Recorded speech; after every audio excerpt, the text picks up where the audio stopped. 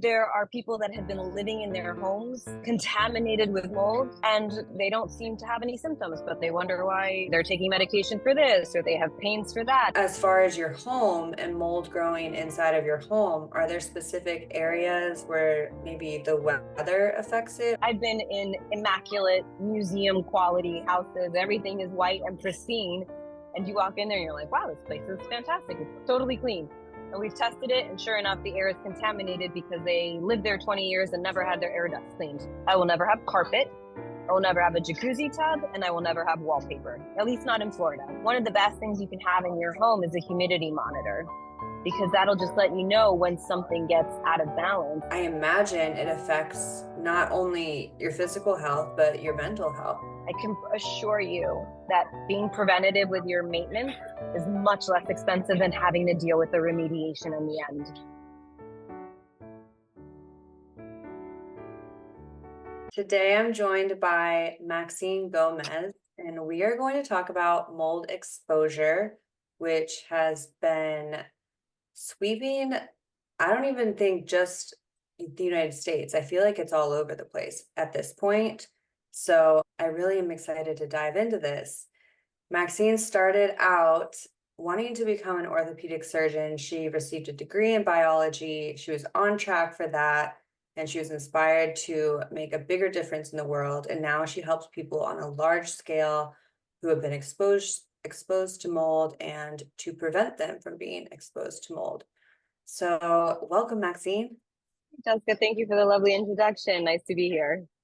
Absolutely. I would love to start out with a brief overview of what mold exposure is and why it's a concern for health. And the reason why I want to start here is because I feel like a lot of people don't know they've been exposed to mold until it's, I don't want to say too late, but until they're at a point where their bodies are really suffering. You're absolutely right. It is a modern day problem because it used to be that we didn't have air conditioning. But as the world got more accessible and tourism became more popular, and you could fly across the world for just a few $100s, they put air conditioning units everywhere, which seems practical. But if you don't understand the dehumidification process, all you're doing is creating these soups of humidity, and mold can grow. So just because it's cool doesn't mean it's dehumidified. So just because you feel air conditioning doesn't mean it's doing its job properly. And so it used to be that all of these boutique hotels or open air places or beautiful little castles went undisturbed for hundreds of years. And then we stuck air conditioning in them, and now they're all covered in mold. So you're absolutely right. It used to be just a tropical problem, but now it's an international problem. Okay, so are air conditioners kind of like the root cause of the mold? Oftentimes, it's a combination of air conditioning or building neglect, because an air conditioner has two functions, really. It should cool and it should dehumidify. But people think, well, if it's bigger and it's stronger and it's cooling faster, then that's better. But if it cools too fast, then you're not giving it its time to do its other functions to dehumidify. And that's when you get condensation starting to grow in the ductwork and around the vents. You see those little droplets. Those are kind of your first indications that something is out of balance. Wow. Okay. So then why is this a concern for health? Why do we want to avoid mold at all costs? Like, why can't we just spray it and clean it up with some bleach or something? That's a two-part question. One is mold is natural. It's in the world, it's outside. Your body, if you are healthy enough, can combat it on its own. But we, especially after COVID, spend so much time inside that we're just rebreathing circulated air that is contaminated with these spores. And when it's so concentrated that your body can't combat it on its own, then you kind of succumb to it, which is what happened to me as well. So the problem with it is that mold is not part of building science or building code yet. While we're getting people kind of on board to realize that this is a problem and they need to build for safer structures, because it hasn't caught up with building code, it also hasn't caught up with the medical world. So oftentimes you go to your doctor with certain symptoms and they're, oh, you just have allergies or it'll pass, or I don't know, we've never seen anything like this. And they're doing the best they can. They just haven't, this isn't taught in medical schools. So the science hasn't caught up with it in buildings or in health. But we're seeing that sadly, because more and more people are getting sick, that the attention is getting there. And how can it show up in a person? I've heard of different autoimmune responses, but what are some examples of someone that may have gotten mold exposure? Like, what would that look like as far as their health? So I like to say that every body is different, and every single person will have a different reaction depending on the kind of mold, the length of exposure, and it will show up differently for different people. So, for example, I had a gentleman on my team that every time he went into a property, even if he was wearing a PPE mask, he would lose his voice. So that was his symptom. I would get a little headache, like right there, and then it would go away and I'd be fine. People sneeze, people cough, people have different kinds of allergic reactions until it's saturated in your body and you can no longer fight it anymore. And then you see a lot of symptoms that are similar to Lyme disease or PANS, things like that. Especially in small children, they seem to show symptoms, weight gain, stress, anxiety. There's a huge variety of symptoms. Mine, because I had kind of a low exposure over a long period of time, and I didn't really have an allergic reaction to it. The way I finally figured out what was going on is I was exhausted all the time. You know, I'm a high functioning entrepreneur. I'm always on the go. And then one day I was sleeping 10 hours a day and, would have breakfast and would need a nap. And like, maybe I'm getting old or my hormones are off. And sure enough, I went to a doctor, they did blood work and they're like, oh yeah, we're going to put you on hormones. And I'm like, no, wait a minute. That doesn't sit right with me. So finally I found a functional medicine doctor that was willing to order the exam separately because it's not something that you test for in a normal blood panel. So sure enough, we tested blood and urine just to compare, and it was through the roof on like everything. And then we said, okay, we have a plan of attack now.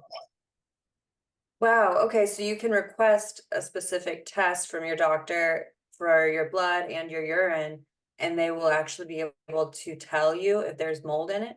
Yes. Okay. I thought that you had to have your home tested. So again, those are two different things, right? Um, because the science hasn't yet caught up to make these correlations, just because you have your home tested doesn't mean it's showing up in your body. Just because it's in your body doesn't mean it's in your home. And it's a very difficult connection to make, even for legal terms, to say, okay, I tested my home or my job and I tested my body and it's the same kind of mold, but they're still not making the correlation. Okay, and then what if you stay somewhere for a month or two? Is there a certain amount of time, or even if it's just a week or a night, is there a certain amount of time where you are like the more exposed you are, the more at risk that you are of like having it in your blood?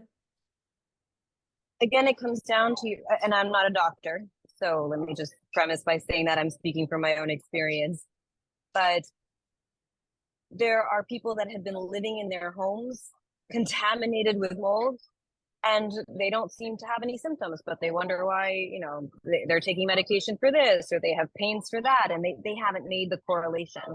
You may stay in a place one night and just have some sneezing and be healthy enough to kick it out of your body just by breathing fresh air for the next few days. So just like you're doing, you really have to encourage people to take their health and their property into their own hands and get as much information as they can to self-actualize and really understand their own body. Okay, so this sounds like I always have this like illustration in my mind where it's like we have our immune system and there's all these different things coming at us from different angles and we all take care of ourselves to different degrees. So it's like there can be one thing that pushes us over the edge, tips the scale, so to speak, and that one thing could be like a meal that's full of, junk food, and that thing could be mold, or that thing could be radiation maybe, or anything really. So, but it sounds like mold has been something that's been affecting a lot of people. It's been tipping the scale, so to speak. It can be the thing that pushes you over. And generally, if people are healthy enough, they can fight it on their own because it's something natural, right? You're going to be exposed to it just by stepping outside and, breathing fresh air. But your body can process it if you're healthy enough. But just like you're saying, if you're following the standard American diet and you're eating junk food and lots of sugar, mold kind of acts like cancer and it feeds off of sugar. So if you have a high sugar diet and you're trying to combat mold, you're working against yourself as well. And I'm sure with your experience, you are aware of the importance of your gut microbiome. And mold really attacks your microbiome. So if you are not just only detoxing from mold, but helping to rebuild your system by getting all the prebiotics and the probiotics and all the good stuff back in there, you're never going to build yourself back up to be able to fight it. Does that make sense? Definitely. And I have a little side question and then we'll get back on track. But what is your opinion with nuts then? Because I've heard about different nuts like peanuts, almonds, whatever they are, usually having mold. So yes, some of the most common areas where you can find mold, ironically, are in like your health food stores because they don't use pesticides. So if they're not using pesticides, you're also not killing the mold. And people think, oh, because they didn't use pesticides, now I don't have to wash my food. No, you have to, more reason why you have to wash your food. There's stuff on there because it wasn't protected by anything. Whereas pesticides just wash off. And not that I'm a proponent for pesticides, but you're going to pick one poison or the other if you're not cleaning your food. If you're not buying organic, there are now coffee companies that specify on the label mold-free coffee, mold-free peanut butter. Those are the two areas where you can really find a lot of mold. And then the nuts themselves, again, you're going to want to look for healthier labels or healthier sources of them. You want to open the bag and smell them. Do they smell? I bought fresh organic cinnamon sticks, like for your coffee and stuff. And I opened the bag and they're covered in mold because they weren't treated. So you just because you bought it from a natural place doesn't mean it's in the best condition, and it's more susceptible to decompose because it's not treated with preservatives or pesticides. Because of the mold exposure, people develop certain sensitivities. So I've seen clients that can't eat cashews because of the legumes, the lectins, I mean.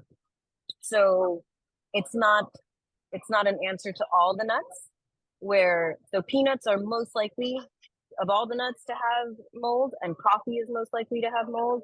But then you have to listen to your own body on your own sensitivities. Some people can eat almonds and peanuts all day long and then not have cashews. So that's but for me in my diet, I definitely include all kinds of nuts and I love them and I digest them well and I feel good with them. Okay, interesting. I was actually opening up garlic yesterday. It's funny that we're talking about this. And I had never seen mold inside of garlic before, but there it was, and it was organic. And then I remembered I had older garlic that was not organic. And I went and I got that to use that instead, and it was fine. No mold, but so that makes sense. I never put the two and two together with the pesticides and the killing of the mold. I usually buy organic whenever I can to avoid them. Yes, ideally you are buying organic. It's usually a better choice, but that doesn't mean that because it's organic, it's safe from anything else. Right, right. Okay, so obviously when it comes to the food and the health food stores, those are everywhere. So wherever you live, that needs to be something on your radar. As far as your home and mold growing inside of your home, are there specific areas where maybe the weather affects it? Are there just different specific populations where you're more likely to find the mold? We do see it more in the tropics just because it's hotter, it's more humid outside naturally. And we have more places with air conditioning.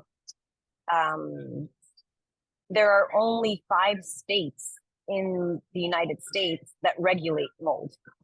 So you're not working with building contractors that are even required to build for it or protect you from it. So as you are moving into a property or inspecting a home, you definitely want to test for it if it's something you have a sensitivity to, or even still, it's not something you want to move into if it's totally contaminated. Um, so yes, we do see it in areas where there are more storms because you get damage to the windows and the roofs and things like that where moisture can come in. So of course, Florida with hurricanes and the high humidity levels, we just have a higher rate of it. But as you're getting into air conditioning systems, people aren't taught that you have to change your air filter, or you have to clean your air ducts, or you have to recaulk your windows, or you have to maintain your humidity levels indoors. One of the best things you can have in your home is a humidity monitor, because that'll just let you know when something gets out of balance. Because just because the AC is on and it feels cool doesn't mean it's doing its job. So I've been in immaculate museum quality houses. Everything is white and pristine. And you walk in there and you're like, wow, this place is fantastic. It's totally clean. And we've tested it. And sure enough, the air is contaminated because they lived there 20 years and never had their air ducts cleaned. Wow. Yeah. So just because you can't see it also doesn't mean it isn't there. Because people love to use bleach to just wipe things down and make it all clean so it smells clean. And really what the bleach does is it discolors it. So you can't see it anymore, but that doesn't mean it's gone. Bleach is a wonderful product. It's great for a lot of things. However, in the concentration that it is sold on store shelves, that's not enough to kill mold. And really to treat the mold, you want to determine the source of it. If it's something just growing on a wall because it's in the air, that's likely something you can wipe down. But if it's something that happened through the walls because a roof leak or a plumbing leak or something like that, you're going to have to tear out that drywall. That's not something you can just wipe down and make it go away. So because we have more modern structures with different kinds of building processes and plumbing and all of these unique things that we come up with, those things fail, they break. So if you're not checking behind the wall to see what's going on back there, you may be exposing yourself without even knowing it. We did a ton of projects where it was the first time, and they were building neighborhoods a little further west, like Cooper City type area. It was the first time they were building all these beautiful big new homes and really challenging kind of normal building practices. So you used to have standard 3-foot countertops, 6-foot walls, 12-foot ceilings, that kind of thing. That went out the door as people got creative in building. And now you had 26-foot ceilings with foyers and 9-foot walls. So all of these GCs were like, okay, well, let's just put the biggest AC unit we can fit in there and make sure it's always cool. But they wouldn't dehumidify. So we did a ton of those attics because they were just covered in mold. So the house felt cool and everything looked clean on the inside, but everything got contaminated in the attics because the AC couldn't function properly. So as we get creative in our building structures, we have to make sure that we're monitoring the indoor air quality and our humidity levels. My mind is blown right now. I see. You mentioned several things that you need to be doing, like recaulking the windows and things like that. But where do you start? I mean, if you start at the doctor's and you find out it's in your body, or you start with getting your home tested and you find out it's there, then what? Does someone come in and they find out exactly where it is, or is it pretty much everywhere? Do you need to evacuate your home and find a new one, or like, how does that work? So again, like every body is different, every property is different. And most of the time, the cases that we see are a simple cleaning of your HVAC system. You clean your vents, ducts, coil. You have to hire a mold licensed HVAC contractor that does this, and they clean your air ducts and the handler with the acid wash the coils and things like that. You got to make sure you change your air filter once a month, and that's usually enough to get most places back into balance if it's something simple. If you had a roof leak or a plumbing leak, window leaks, things like that, and you've had a slow leak kind of ongoing somewhere, you're probably going to get into a bigger project because now you got to be removing some of the drywall and building materials and setting up containment. The right assessor will give you enough data to determine what areas are affected. So just because your room tested positive doesn't mean the kitchen will test positive. So it can be overwhelming because people would say, "Oh, I don't want to spend that much money on a test," but then you don't get enough data. So, the assessor, the tester is usually at the mercy of what the person is willing to pay to test for. But really, your best option is to have the most amount of information in your testing phase. That way you can minimize mistakes in the actual remediation phase.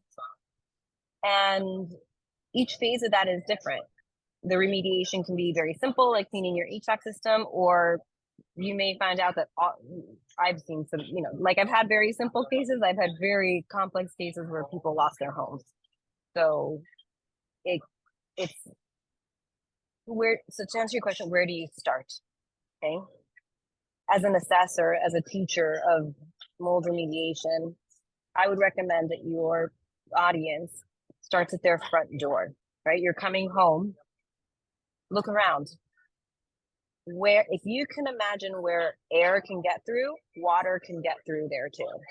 So if you've got leaky windows, if you have foundation cracks, if you haven't painted your house in 10 years, people forget that too.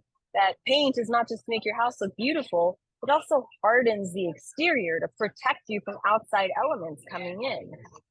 And if you put in hurricane windows and didn't read the fine print in your contract where it says you got to recaulk your windows annually, you just lost your guarantee. And you're letting humidity come in. So unfortunately, people aren't educated enough on how to maintain their property once they take ownership of it. So I would start with the outside. Do an actual physical walkthrough of the perimeter of your property from the outside. Do you see foundation cracks? Do you see, areas, moldy little things on the windowsills? Is your sprinkler from the outside splashing onto your house rather than onto the garden, right? And you're just saturating your walls every day just by turning on your sprinklers. And then do the walkthrough on the inside. Use your owl eyes, up, down, and all around. Look at the ceiling, look at the floor, look at all the little nooks and crannies. If you moved in and never moved your furniture around, chances are, there may be something going on behind that couch or that armoire that never moves. So there's a reason why we do spring cleaning, right? Mold doesn't grow on hard surfaces. So if your armoire is clean, mold won't grow on it. But if you've never cleaned and never dusted, mold grows on dust. It needs a source of food.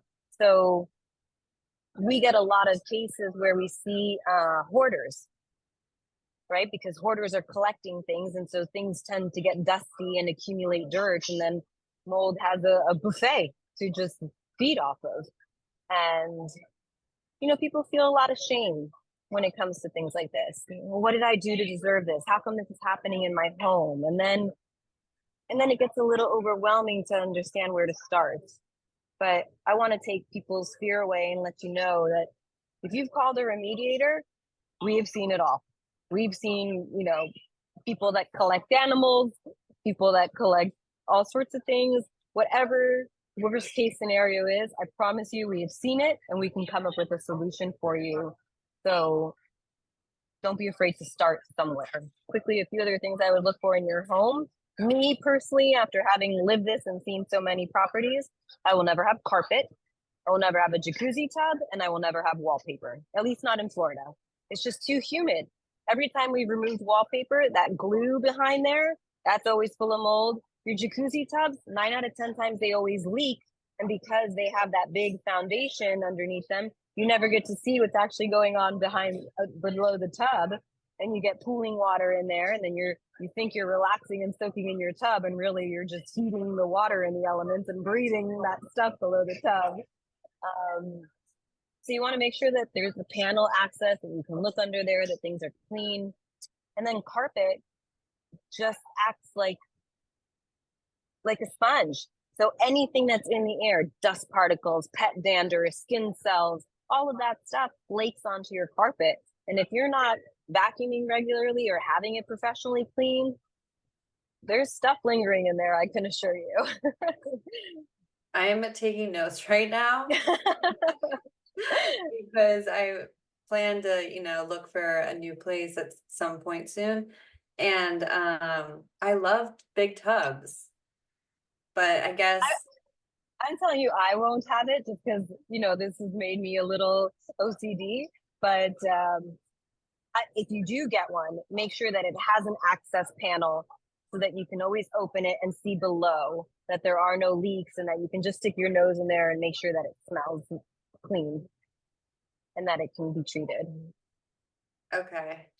Okay.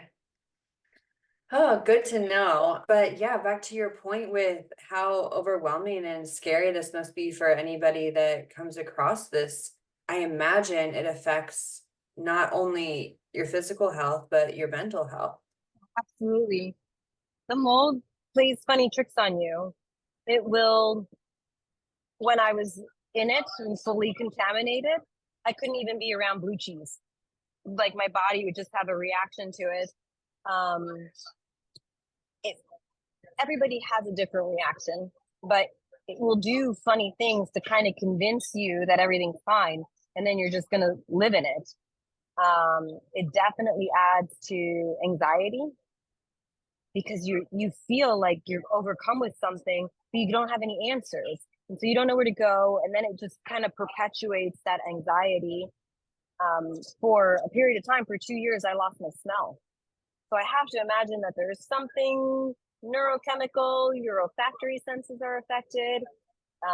Then when I did my detox, all of a sudden I was like, oh, I can smell again, which is kind of funny because you realize that the world warns you with more smells than it does entice you with things. I was like, oh, I didn't miss that much. People are stinky. It definitely affects your mental health because you start searching for answers and people are like, no, you're crazy, your doctors don't get it. Maybe you might be having a reaction in your home that nobody else is. So everybody else is like, what's wrong with you? You're fine, everything's fine. And then you're like, I know I'm not fine, something's not fine. And that's enough to just perpetuate the anxiety. Yes, and that would be a tough one to even you would probably rule out mold because you'd think, oh, I'm the only one in the home that's having this, so it can't be that. Yeah. You mentioned detoxing it when you had your experience. Is there a specific way to detox, or is that just also depends on the individual? There are a few things that you can start to do that go across the board for everybody, like eating healthy things and avoiding sugars. If you can start with that, that's a huge thing. My process that I wrote with functional medicine doctors was a 90-day process. It was 30 days of no sugar. And that was no fruit, nothing that had any kind of a reaction. So the only thing I was eating was meat and vegetables. And then I took it to another level because I was like, I'm going to knock this out and I'm going to commit to it. So I would start my morning with apple cider vinegar and lemon juice. I would cut up raw garlic, wait 10 minutes to activate it, eat that. And then I'd go for a walk and then I'd have my charcoal because that's a binder and that kind of takes everything out. But binders, you got to remember, are killing not only the bad stuff, but the good stuff. So I had all the other stuff, all the natural supplements, oil of oregano and cilantro and, everything that they recommend. Did that for 30 days, prepared my body.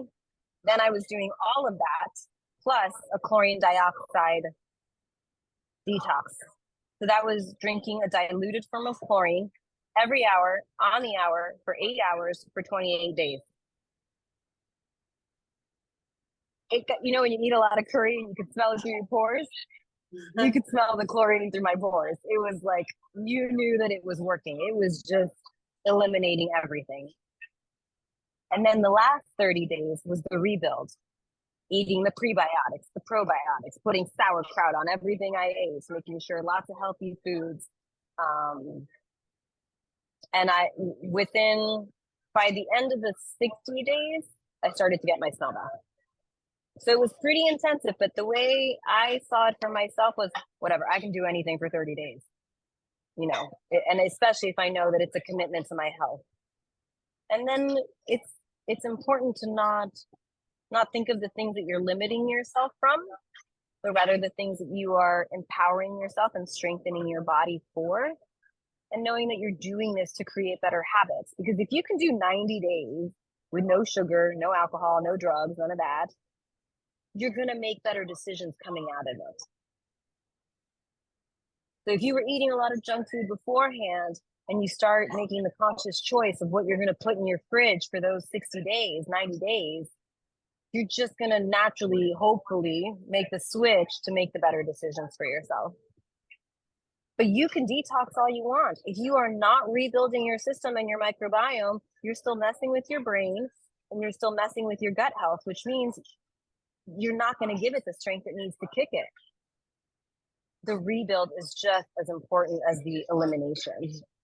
This sounds like a detox plan that people might want. Is this available anywhere? I know you said you made this with a integrative practitioner. Functional medicine, yes. I was very lucky that a friend of mine who is a doctor that I know, we met through free diving. He's also a nutritionist, and he was very open-minded to helping me find a solution. So together we put this together. It's moldexposuretreatment.com that has my protocol on it, and it shows my whole story. It's pretty funny. I get very vulnerable, kind of sharing all the aspects of it. And then you know how it is, Jessica, as you go through a process like this, you not only uncover your physical stuff, but your emotional stuff and your spiritual stuff, and really the whole transformation of it. And I feel like I'm a better, healthier person for it. Mm-hmm. Yes. When you go through something like this, it's definitely, I feel like you become a different person through it, and it happens for you, not to you. And it's scary in the process, but on the other side, it's kind of like, oh, that's almost the best thing that's ever happened to me, It is your body begging you to make better decisions for yourself. Mm-hmm. I even worked with an Olympic skiing champion, and he, coincidentally, that's how they knew to tell him to find me, was he had the same symptoms I did. Was he was a totally normal, healthy person, wasn't sneezing, coughing, nothing. He was just exhausted. And he went from being a downhill Olympic skier to being like, I can't even run 2 miles. And now he went through the detox, he went through the rebuild, and he's up and at it again. So there's hope. But you got to do the work. There's just it's the what you can't fake. You can't fake showing up for yourself. Right. And it's like the universe or God, whatever you believe in, it's like they'll give you nudges. And if you don't listen, that's when something extreme like this might happen, which just causes you to, like, you can't not listen. And yeah, but it's a great thing. I mean, it's all perspective, but I think it can be looked at as a positive. I like to add some humor in it. It's not supposed to be so serious, life. And my story is a little funny in that I was traveling the world. I'm very blessed. And that's really when I got sick, was because, as we mentioned, a lot of the countries don't regulate mold. So I was staying in everything from huts in Africa to palaces in India, and almost all of them had mold. And that's really when my body couldn't fight it anymore. And my friend was like, I think you're drinking too much. And I was like, I don't really drink that much. And like, the doctors couldn't find an answer. They're like, you're the healthiest person we've ever seen. Your blood panels are normal. Everything's great. Then I started seeing someone, and he was like, I don't know how to tell you this, but you smell like mold. I was like, oh my God, this guy. Like, really? Really? But if you are open to receiving those messages, which fortunately I was like, okay, I should hear this. That's what pushed me to explore it further. Wow, that's interesting. I would have never think that I don't even know what mold smells like. Some don't smell, and some are invisible. So I don't know that I could smell it on myself either. And I thought the dude was kind of nuts, but I mean, he was a little nutty, but he ended up being. Wow, yeah. It wasn't something that radiated from me. Like I was traveling with a girlfriend and she never noticed and she had the nose of a hound dog. So just something, maybe something from the proximity, or maybe he just had an intuition, or he was just a weirdo. I don't know. But either way, he was right. Right. You were meant to cross paths and he was meant to give you that message and it could have even saved your life. I'm sure that it did. Incredible. So if somebody doesn't have mold or they've already corrected the situation, what can they do now? You talked about humidity a lot. Would a dehumidifier solve the problem? So they solved the problem. You're talking about ongoing maintenance. Yeah, either they had their home tested and they're mold free and but now they want to prevent anything, or they've eradicated it and now they want to not have it be an issue going forward. So you want to make sure that you have some kind of monitor to know what your humidity is at. In Florida, we want to be somewhere between 50 and 55. Anywhere, you want to be somewhere between 50 and 55. You don't really know that unless you have some way to measure it. The other thing is you want to make sure that your AC has gone through a diagnostic so that you know that it's working properly. If those things are in balance and they're working properly, you shouldn't need anything else. I personally, I like all the toys and things. So I have a UV light and a purification system built into my plenum. It has a light bulb that's got to be changed every 3 years. So it has UV light, multi-cluster ionization, and ozone. Some people don't like ozone; they have it with or without. But that is a purifier that is in my system working all of the time. People who are very, very sensitive, they make like small ones for your room. You can have one by your bed and it will be constantly purifying, at least while you're sleeping. So there are different ways to supplement your purification, but you want to know holistically, like at its source, what's causing it. So as long as if you have central AC, you want to make sure that that's running properly.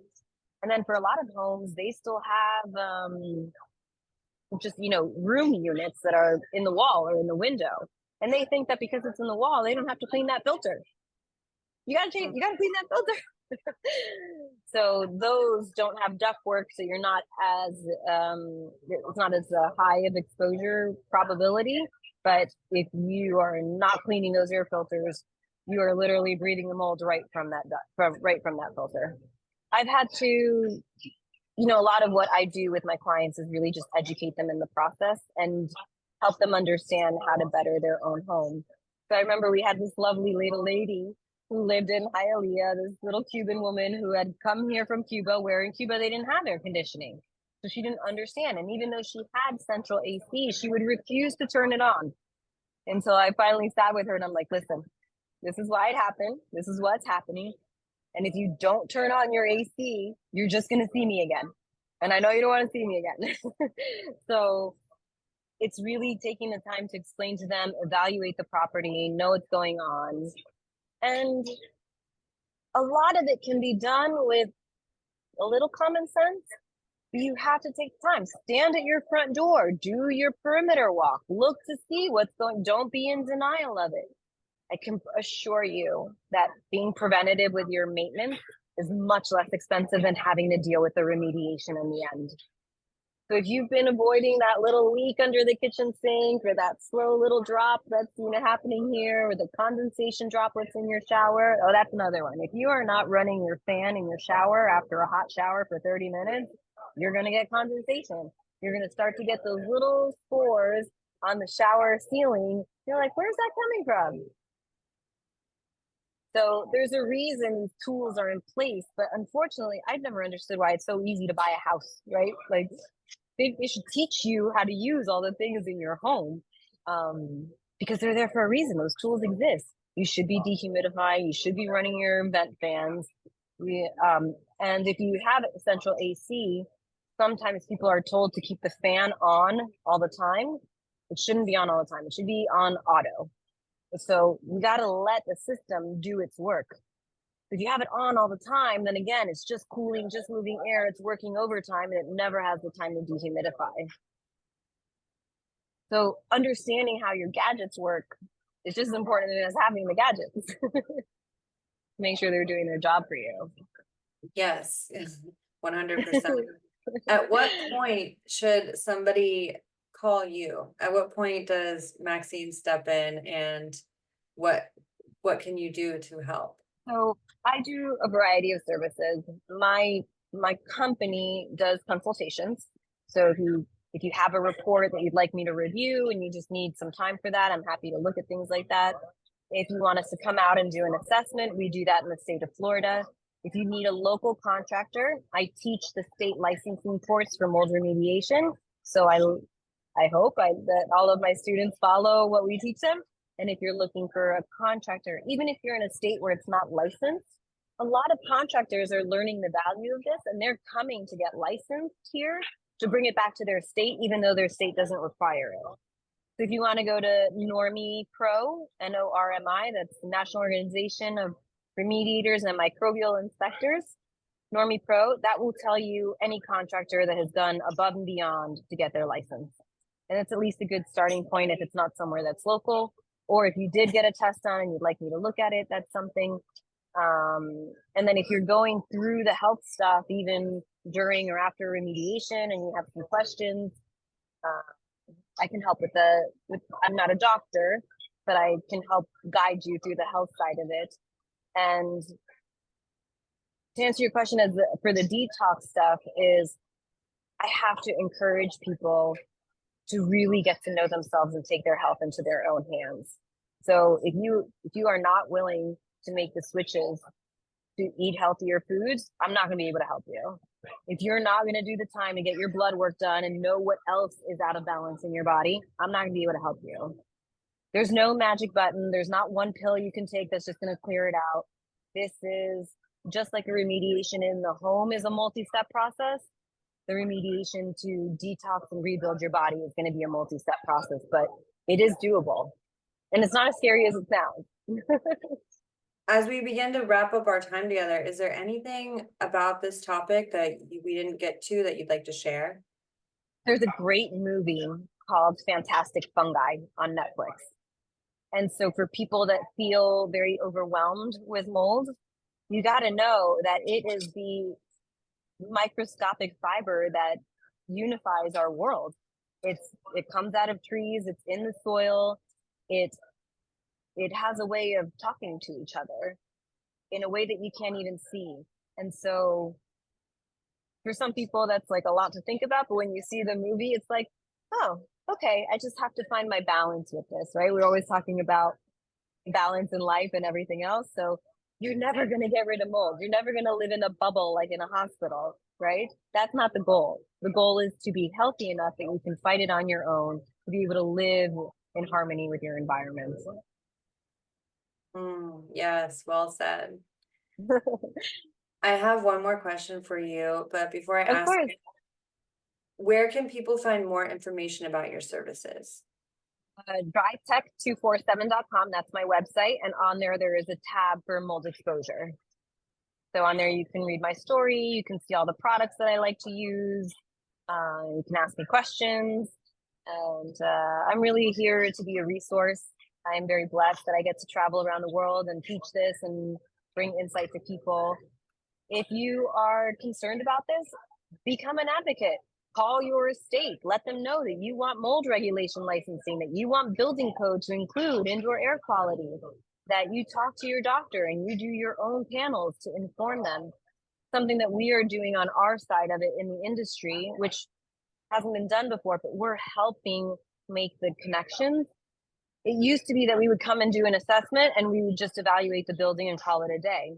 Now we're starting to do surveys of the people.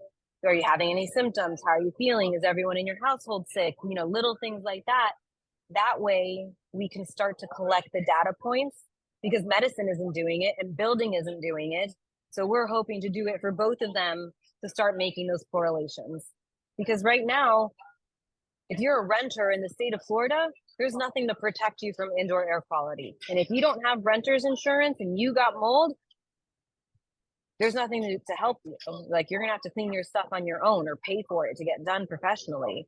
So taking responsibility, taking your health and your building into your own hands, speaking up, letting your representatives know that this is important to you.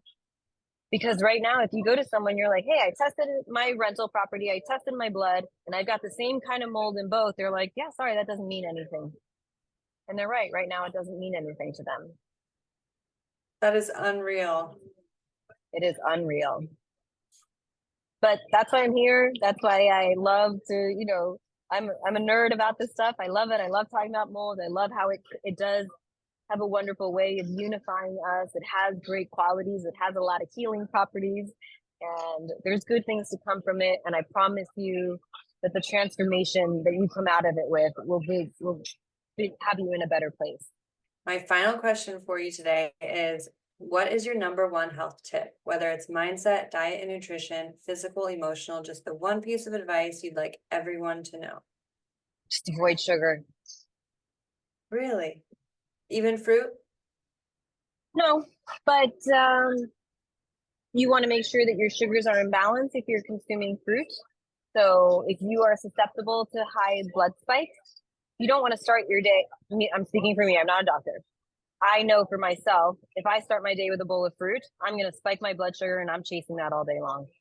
If I have my fruit, maybe blueberries, something not so high in sugar, with yogurt, with a protein and with some nuts, with some fat, that will balance your system so that you are not raising your cortisol levels. And if you are under the duress of mold and you're anxious as it is, and you're spiking your blood sugar, you're just sending yourself through a roller coaster. So if you're going to consume sugar, be mindful of how your body digests it. Know that it is best absorbed with proteins and fats, that it's not something you should have on an empty stomach, and that it should be limited. Definitely not complex sugar, right? Definitely not junk food, definitely not plain candies and soda pops and things like that. You really want to limit your alcohol. Red wine equals sugar. So if you're gonna drink, maybe switch to a tequila or with some water or some tonic water that, the quinine helps with your muscles if you're already stressed out, because mold causes a lot of physical pain too. So you want to do what you can to be kind to your body. And I know that people they want to reward themselves with their treats, but we've been lied to about what dessert is, right? It shouldn't be just a slice of cake. It should be your fruit with your yogurt and your yummy little things that add to your nutritional value, because how you reward yourself by nourishing yourself is going to feel so much better than that sugar spike that you get just for a quick fix. Yeah, I can attest to this from experience. Yeah, it's probably the hardest addiction for people to give up. And I'm not saying give up sugar and don't have treats. I'm saying find healthier solutions to replace those habits with. You deserve the reward. You deserve the treat. You deserve the dessert. Just reframe in your mind what you're rewarding yourself with. Is it poison or is it a reward? Yeah, we could do a whole another hour on diet, because I'm with you on this, and because your taste buds change, and also we crave the sugar for different reasons, and whether it's an emotional connection or what have you. Yeah, but what you're saying, I've also found to be true. I can tell you that the mold was affecting my body in certain ways. I'm now 43. I'm in the best shape of my life. I'm building muscle for the first time. I'm clear-headed. I can breathe better. I can smell again. And it's just little changes along the way, right? I'm not going to tell you to just cut it off cold turkey, although that would be huge. I would love to be able to tell you that, but I want to be realistic with your people to know that it's doable. It's just the little switches every day that will nourish you rather than poison you. Thank you so much, Maxine. You've shared so much value and knowledge and expertise today, and I hope everybody took lots of notes. And I look forward to connecting with you again soon. Thank you for your time. My honor and my pleasure. I'm here for you always. Thank you, Jessica.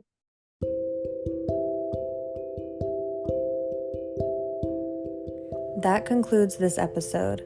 If this resonated with you, please give it a rating and review. And if you have any questions, please feel free to reach out on Instagram. I would love to hear from you. Links are in the show notes. I sincerely thank you for your time and your presence.